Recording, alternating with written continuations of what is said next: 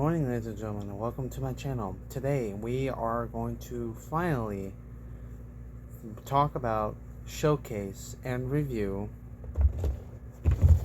the Ollie Star Wars sets. Now, before we get into the video, just note, the Star Wars sets were originally priced for $5 plus tax, like $4.99 and some tax afterwards, but they put them on clearance, so they went from $4 to $2.99, which was a total of $3 per box, which was not really a bad deal. And I shopped for this 2 weeks ago, and I've been wanting to do a Star Wars review with the Ollie's figures, but also not only just the Ollie's figures.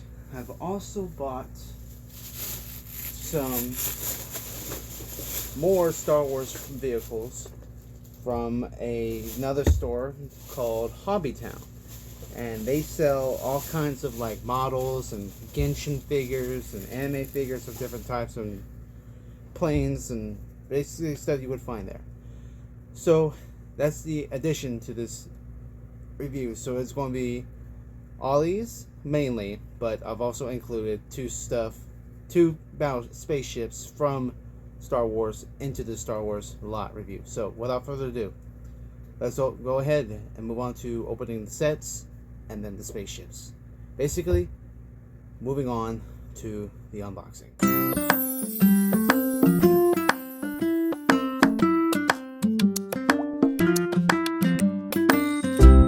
Guys, we have a member of the dark side along with a battle droid of some kind. I have no idea who this character is, but if you guys know, then let me know in the comments. Next, we have a character known as Ben Kenobi, not Obi-Wan Kenobi, but he's wearing some kind of alien camel creature. If anyone knows what that creature is, please let me know in the comments as well. And our last figure that we're going to be looking at is the Mandalorian with his pistol and rifle and a laser cannon. Here's some footage of him shooting a laser cannon at the dark side guy.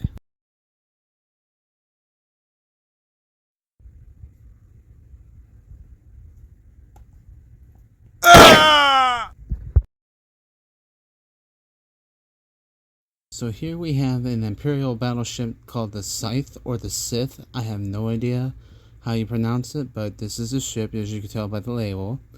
And then we have the Ghost, which is a Jedi ship, which is pretty cool. Now let's move on to the announcement. Okay, so now we have made it to the end of the video. To give more updates or more details about the Star Wars ships that are for Hot Wheels branded and bought at HobbyTown. The difference between pricing between the Ollie's Star Wars sets that were made by Hasbro versus the Hot Wheels Star Wars ships that were bought at HobbyTown was HobbyTown charges them a little bit more expensive. They were both $20 a piece at HobbyTown. And as for the Hasbro, like I mentioned earlier in the video, they were $4, but they were reduced to $2. Basically, $2.99 with a sales tax making it $3 or more. But it's worth buying to me the Ollie's sets, because at Ollie's you could find Star Wars like Hasbro and all that, Disney themed Star Wars sets. They're a little bit cheaper, and not to mention Walmart usually sells like them for like between $40 to $50 a set, depending on what you buy. And models of Star Wars stuff is also expensive too. But if you're just looking for the toy sets, like the Mission Fleet series set, they're like, depending on where you get them. At Ollie's they're like $4 to $3.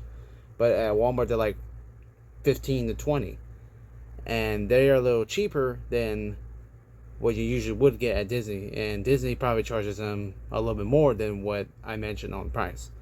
But the quality is great. Value is awesome. And another cool detail is the Mandalorian with the cannon. That is a cool detail. The only thing that I wish for the Mandalorian part, though, is they would add like a holster or a sling for him to hold his rifle, because he can only hold his rifle and the sling based on the show and parts of the movie. But They don't have a sling for the Mandalorian, which I wish they had, because that would make more sense. Because you can switch weapons between the rifle and the pistol that he carries. But overall, pretty good set. Announcements. Later this weekend, there, or sometime next week, there will be the first episode of my Armin Universe collection, or the Universe side of my collection, continuing on in episode 5. I'm currently working on that as you guys are watching this video. And if you guys still want to suggest me any ideas for like a celebration or an idea to reach 700 subscribers, please feel free to comment down below and give me your insight. I mean, I know my channel is mostly what I do, but it's also what you guys want and what you guys think will bring more content. So, yeah, that's basically it. Don't forget to like, comment, subscribe, and I'll see you guys next time. Peace.